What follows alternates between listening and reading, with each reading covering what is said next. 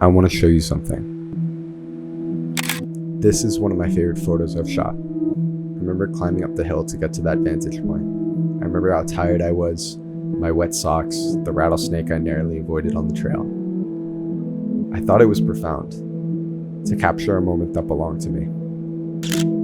My name is Don. I have always felt tethered to photos. Whether it was thinking about the way I smiled with or without my teeth, the embarrassing videos of me singing, the endless nights scrolling through my camera roll captivated my nostalgia.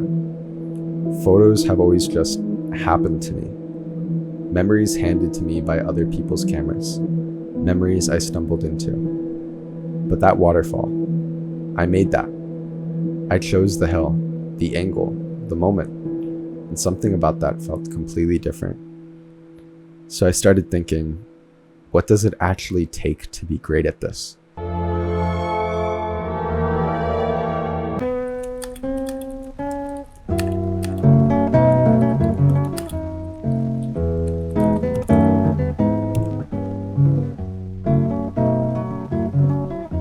Say again, I didn't hear you. I said real photographers use film.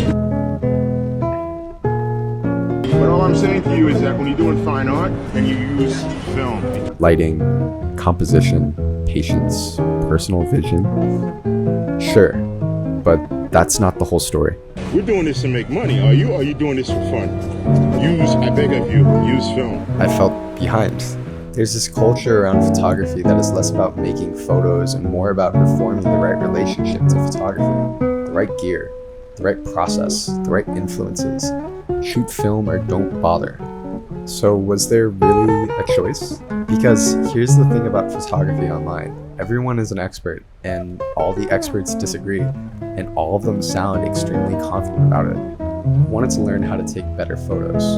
Instead, I felt like I'd shown up to a dinner party where everyone already knew each other and the rules.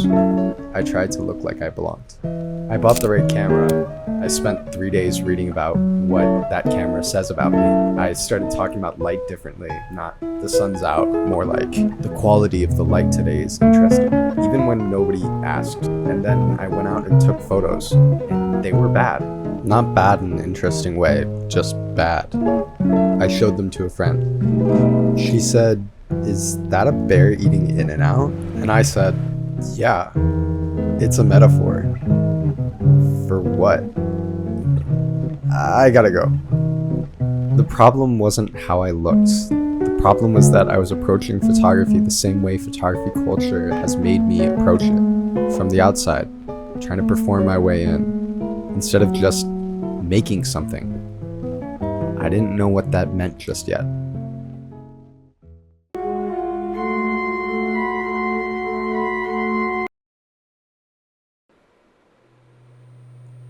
Cool.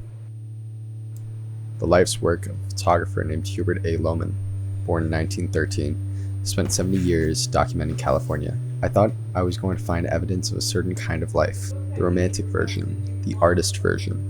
I mostly found contracts and receipts and correspondences, not many photographs. I found this cool drawing though. I kept looking, and this was the only image I could find. Okay. Lohman just did the work for 70 years without, as far as I can tell, performing it for anyone. I thought back to those drawings, the sketches of his own photographs, like he was studying them, translating them into another medium to understand what he'd made. There was nothing performative about it. Nobody was going to see these. They were just thinking on paper. I just came back from the archive, and what I had learned was that, wow, there were a lot of receipts, and I was a little disappointed. It felt more like a business. When I gave back the files, they told me, like, oh yeah, we have a lot of photos. And I was like, what? They also said, like, yeah, you just need to come back later today, and we can set that up for you. Yeah. My second visit, I got to see the actual photographs. His mission work, his national park landscapes, his coastal California photographs, the LA beach communities, Santa Monica. I absorbed this idea that photographs need to be somewhere interesting, somewhere exotic, something worth taking seriously. Maybe the interesting life isn't somewhere I haven't been. Maybe it's just paying closer attention to where I already am.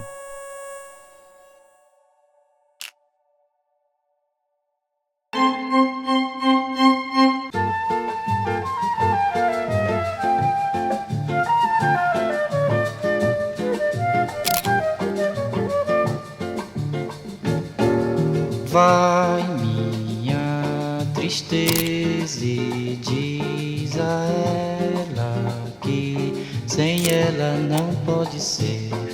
Diz-lhe numa prece que ela regresse, porque eu não posso mais sofrer.